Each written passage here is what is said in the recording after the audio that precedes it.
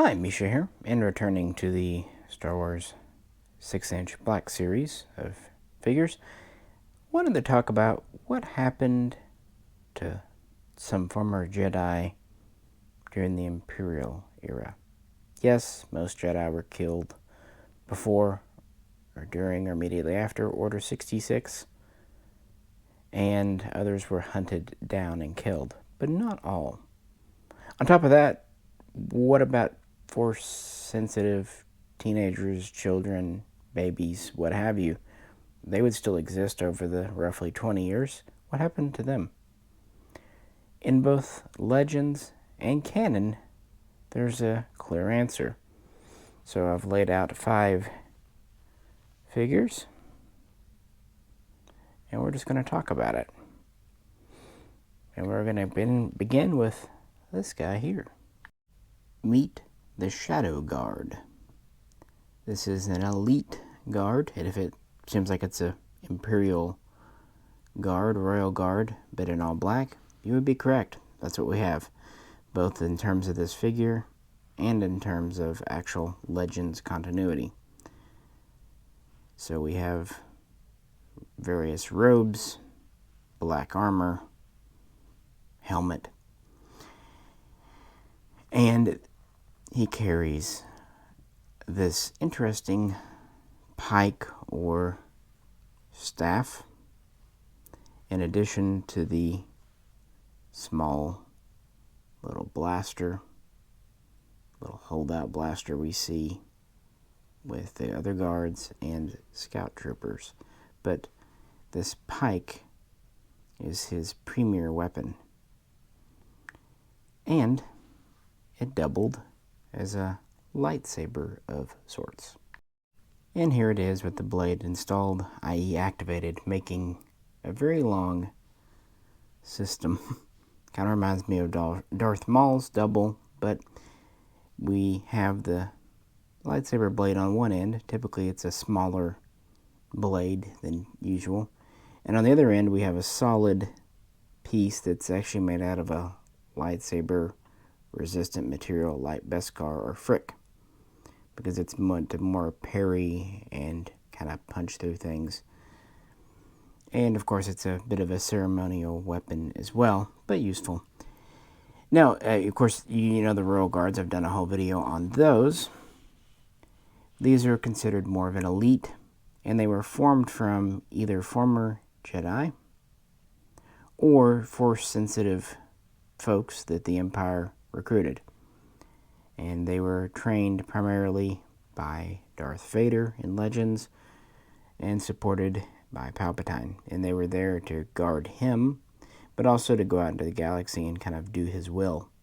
In fact, they would typically lead stormtroopers into battle, and were elite enough and important enough themselves that they had their own guards sometimes.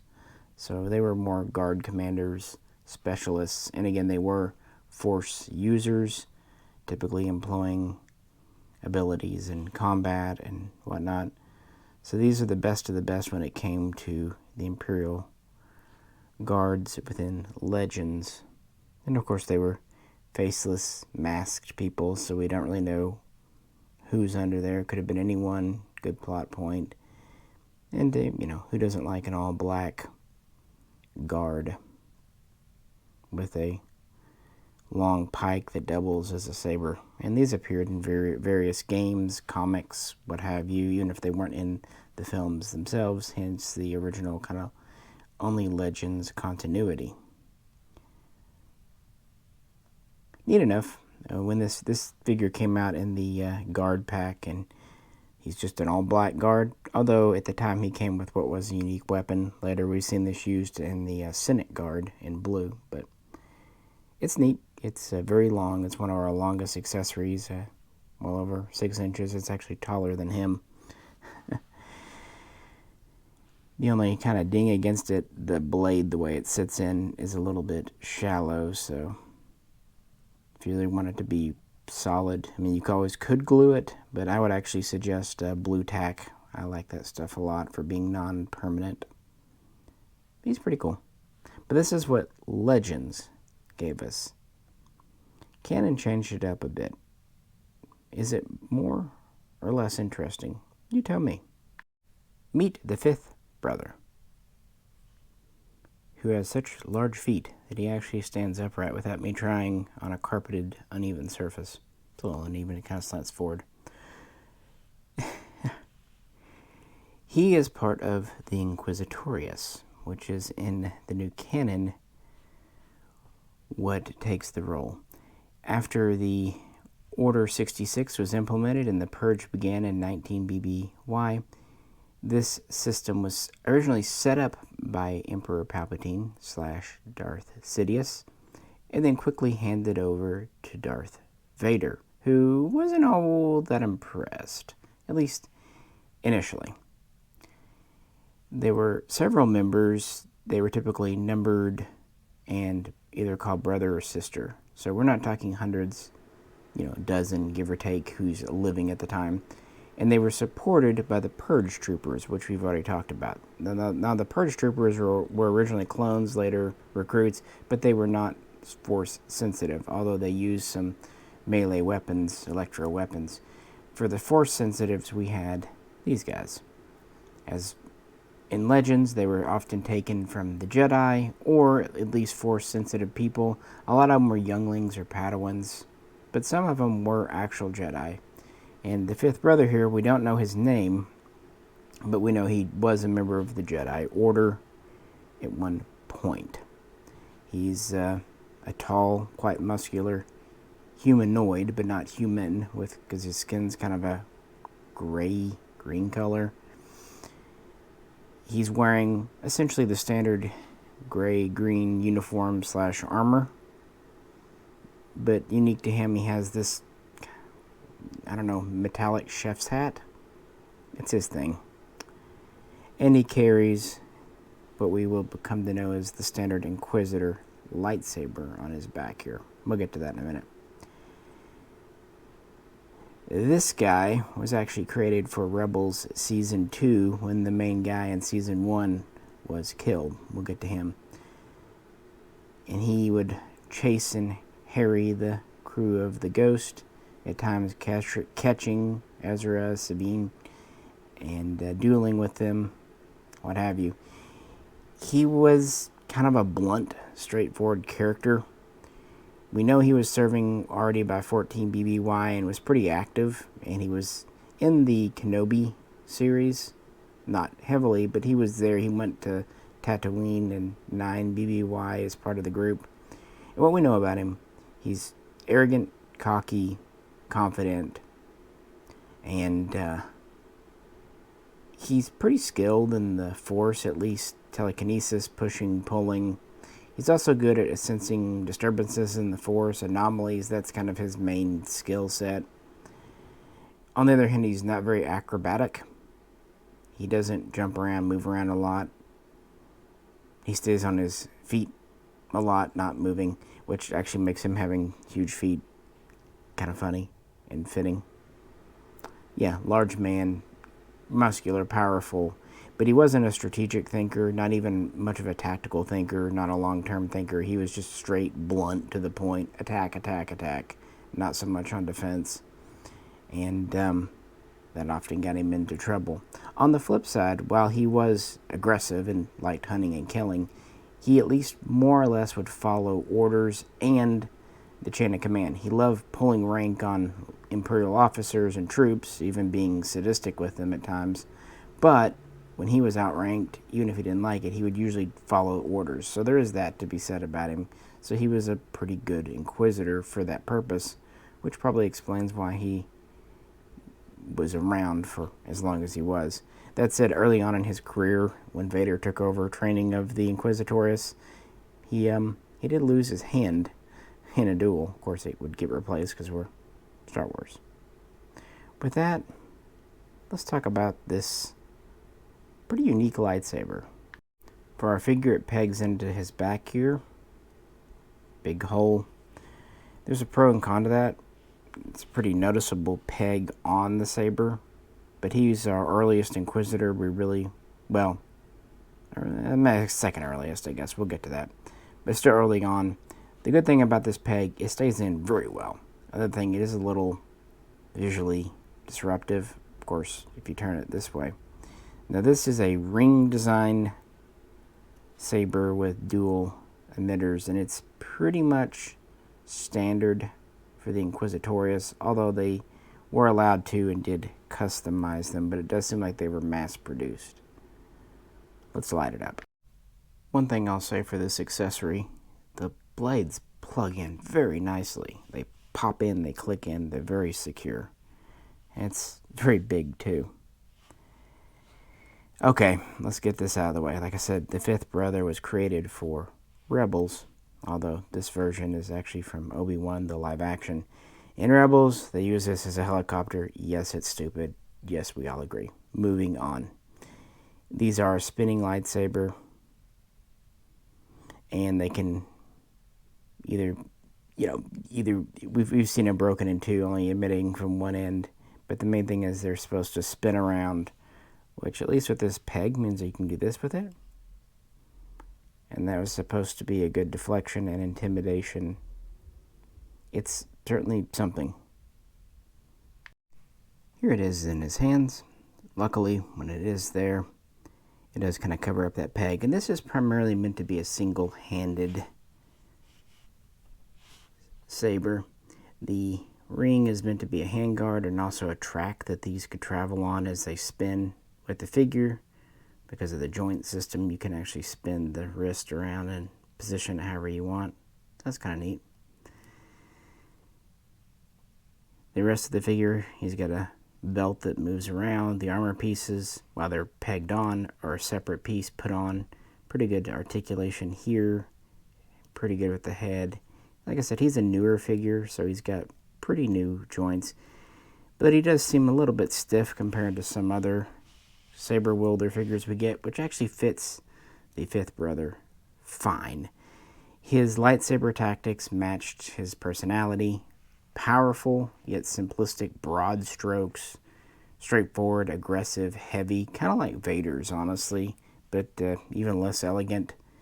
If you get hit by one, it would definitely drain your HP, but they were also easy to predict and avoid, which is why he's foiled several times within Rebels, because, well, it's a cartoon and he's the villain. And he does several dastardly things, including kidnapping children at various points. But ultimately, he will face Ahsoka, getting defeated more than once, along with the seventh sister, who he often operated alongside with in the later days. This is around 4 and 3 BBY. Somewhat uniquely, he would ultimately meet his end at the blade of Darth Maul, or just Maul, I guess, at the time, who at that time was more or less allied with Ezra and the crew, mutual interest. So he would die 3 years before the Battle of Yavin, and definitely wasn't the first of the Inquisitorius to go. Yeah, it's a neat enough figure, although probably my least favorite of the Inquisitors, but it was a good place to start. Just because I like going in reverse chronological order, we come to the third sister, as seen in Obi-Wan, and a bit of a controversial figure. It's neither here nor there. That's not the point of this video. She was a member of the Inquisitorius. Well, it seems like the fifth brother was probably a Jedi, or at least a Padawan, and he joined early on. She was a youngling at the temple in 19 BBY when, Master Anakin came to save everyone, right? That's what happened. Yeah, that's what happened, right? She was sliced or stabbed at that time, but played dead under a mound of corpses for several hours. I'm sure that wasn't traumatizing at all for a young girl. Her name at the time was Reva, by the way. And got out afterwards and set about kind of living on the streets, of course, until she growed up. There we go. I'm not editing that out. I'm tired. She grew up, and then she joined the Inquisitorius. Why, you might ask, after traumatized? Well, as Yoda would say, fear and hatred and her desire for revenge led her to join, thinking that she would get close to Vader and be able to betray him, replace him, or otherwise. Either way, she had fallen to the dark side, as it were. Again, staying under a mound of corpses might do that to her. We know that she was in the Inquisitorius by 9 BBY when she was sent to Tatooine looking for a rogue Jedi. This was not Obi-Wan at the time, someone younger, but this would lead into the events of Obi-Wan, which I'm going to put a pin in for right now because the story kind of intertwines with the later couple.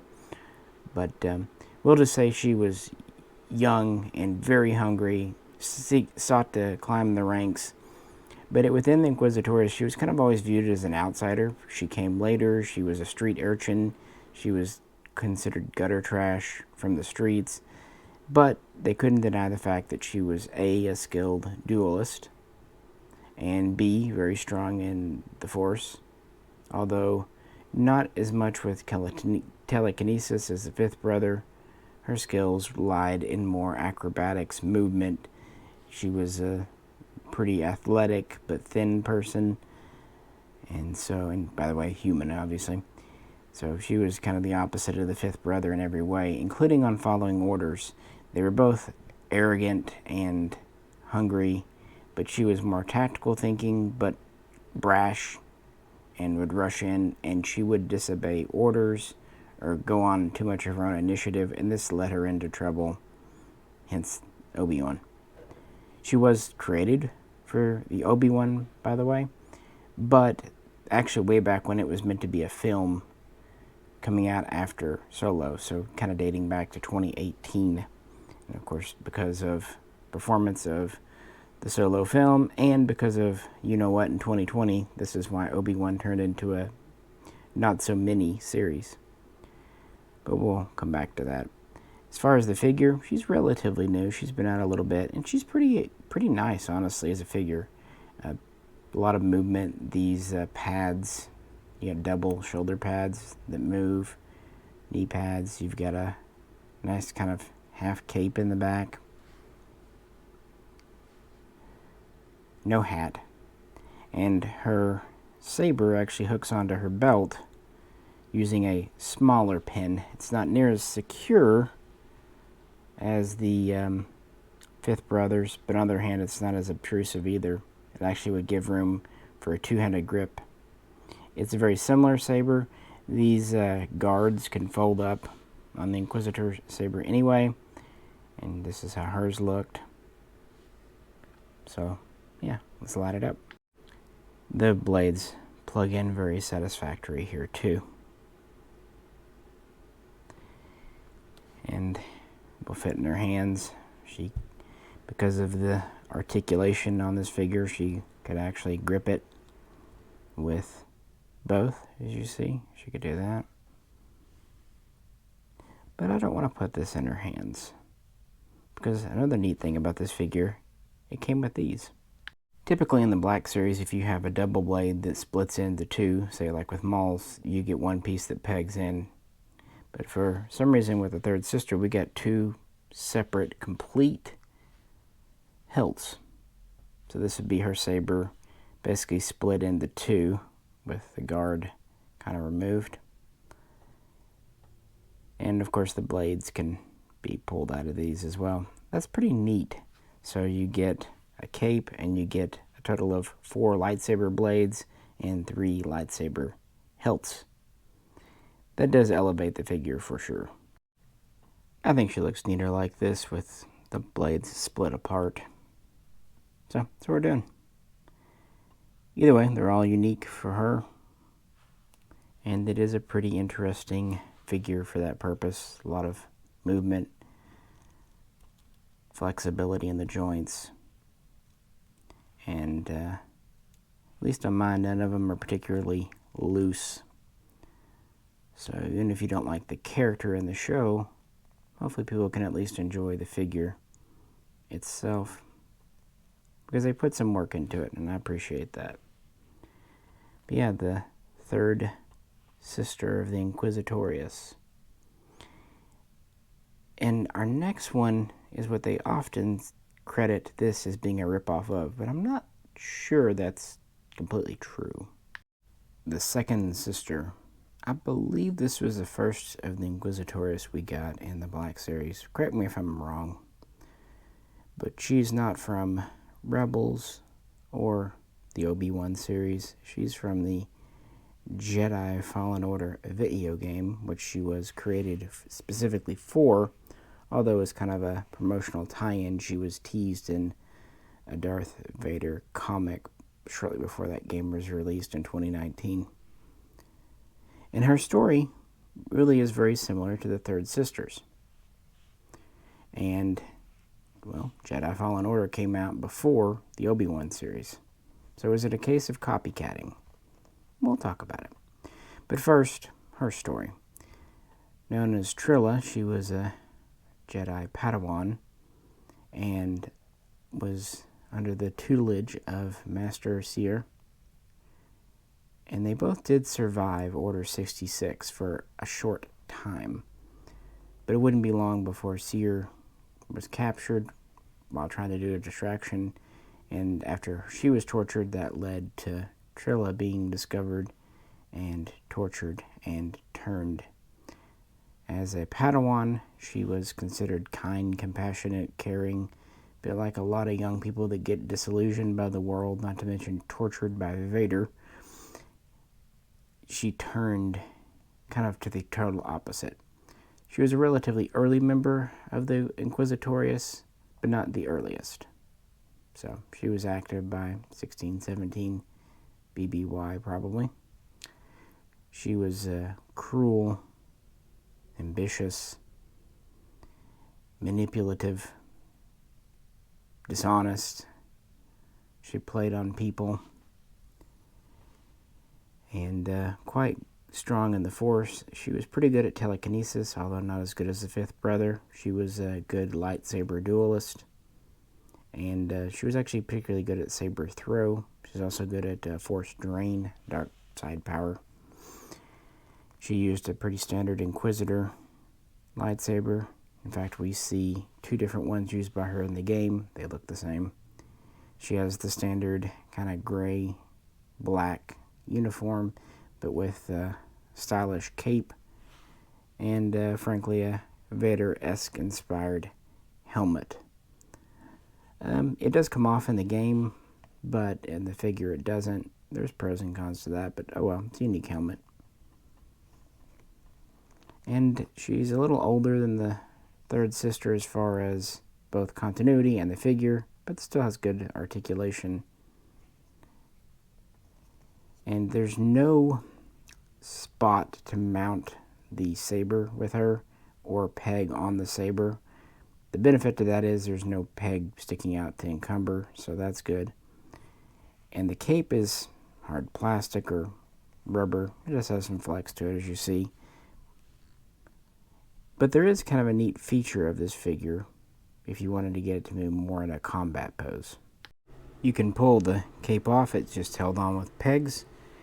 And they give you alternative shoulder pads that go in those same holes, so you can have her without the cape. And she still has kind of this whisket, or half skirt in the back, rubberized again.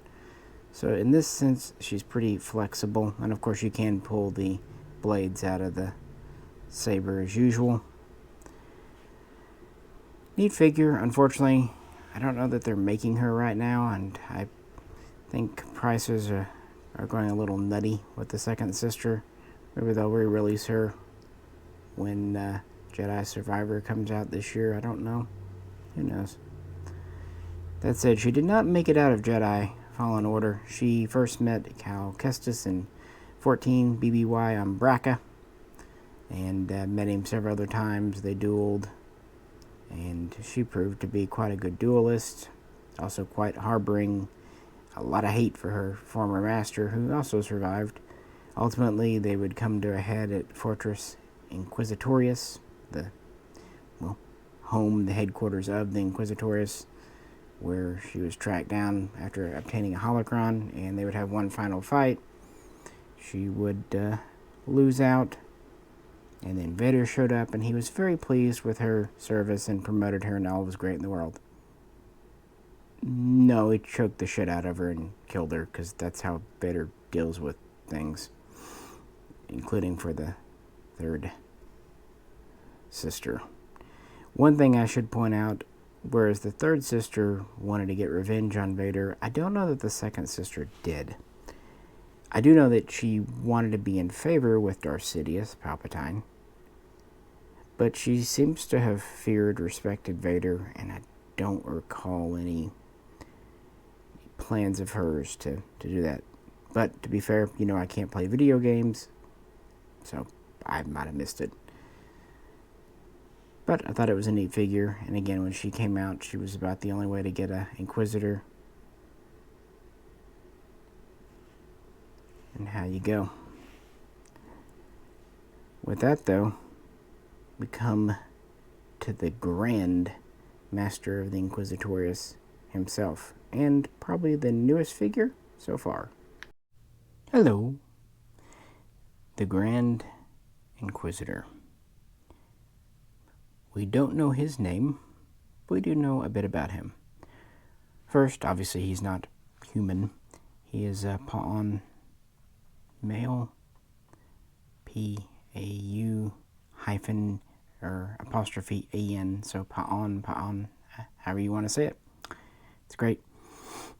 And we know that he was not only a Jedi before the Purge, before Order 66, he was actually a Temple Guard, which is a Sentinel, which is a very high position, all things considered, especially for, combat type stuff. It's said kind of in secondary sources that one of the big things that helped him get more and more disillusioned with the Jedi Order was actually the trial of Ahsoka. But it seems like he was already negatively swayed, much like Anakin, towards the Jedi before it all went down. So after he did, he had already joined up with Palpatine, and then quickly was handed over to Vader for training, who, kind of like with the fifth brother, let's just say it was a steep learning curve, but he would survive. We chronologically see him in Obi-Wan in live action in 9 BBY, although he doesn't play a major part in that show. To be fair, I'm not sure what they really could have done with him, because we know he would survive until 4 BBY, because he was the main villain, the main antagonist of the first season of Rebels. That was animated, but he was voiced by Jason Isaacs, so that's not a bad thing. He pretty much wears the standard armor with more embellishments and adornments, including the cape. He is quite powerful in the Force. He's also a good duelist, and he's also a good scholar and student. He studied the Temple archives. He was one of the few allowed in after the Empire took over, and really studied fighting styles to learn how to combat the Jedi that survived. And we know that, he was pretty prevalent in the dark side, but he was at least hospitable and polite. And he had the standard double-bladed spinning saber. The way they did this is a little different.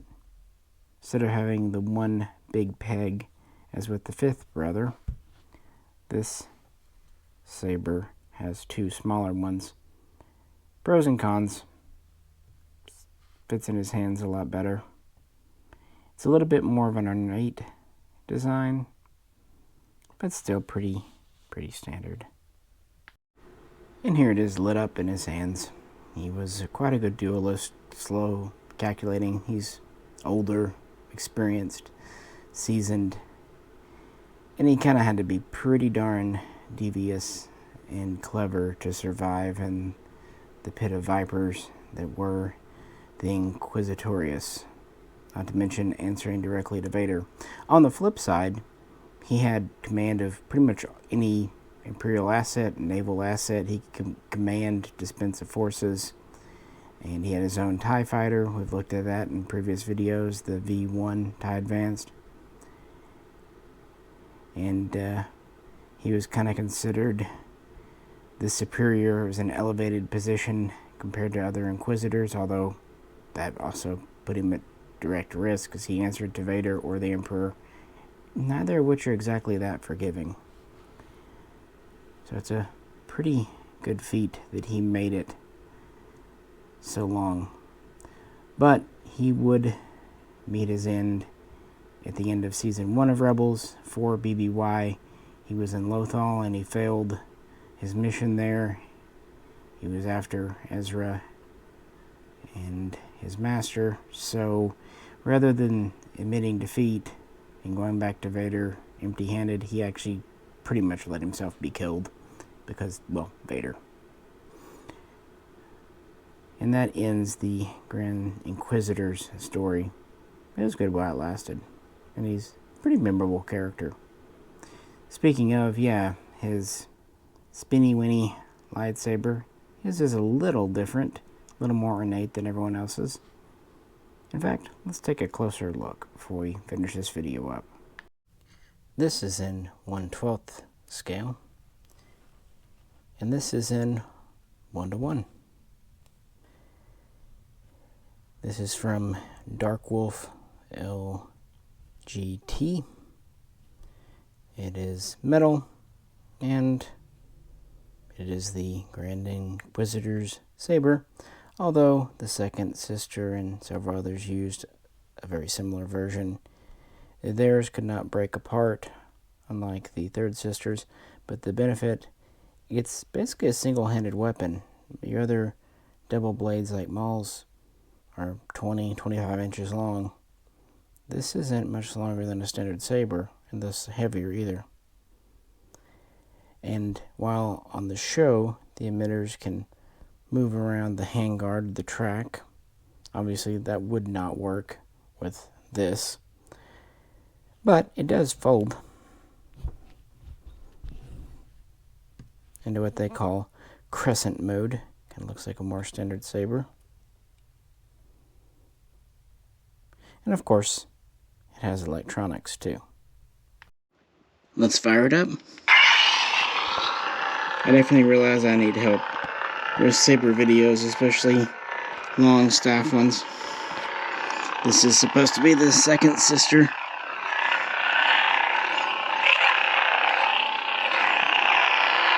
Does have the middle section that lights up too. And one reason I thought this was a neat hilt is both activate together, whereas a lot of them are separate. But of course it cannot separate.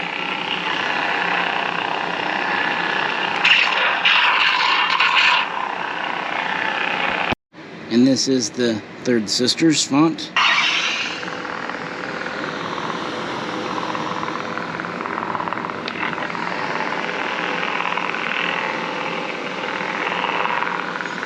Yeah, of course you can install different blade lengths, but just thought I meant, since I had this,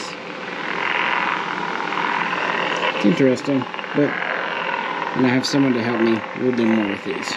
Just little lightsaber interlude, but let's get back to the table and wrap it up with our Inquisitors. If you want more lightsaber stuff or dedicated videos, let me know. So here we have them lined up again. Of course, our Shadow Guard, he would fit into the modern canon just fine, but they replaced kind of the nameless, faceless of him with the Inquisitors. They are doing the fourth sister. They could also do the 7th and the 9th and the 10th. I'd actually like the 10th. We'll see what they get to, but it's taken us this long to get these. So a few things. The second versus the third sisters similarities, undeniable. But according to the creators of the Obi-Wan show, they developed the third sister independent of the second. And I kind of believe that because production of video game is very different from show. Keep in mind too, she was meant to be the main villain or antagonist in the Obi-Wan movie, which, goes back to 2017, 2018. So around the same time the second sister was being created. It just seems to be mostly a case of similar thinking, because there's only so many stories you can have for an Inquisitor, and the whole Inquisitor mold was set out with Rebels. I don't know. I really don't think it matters in the end.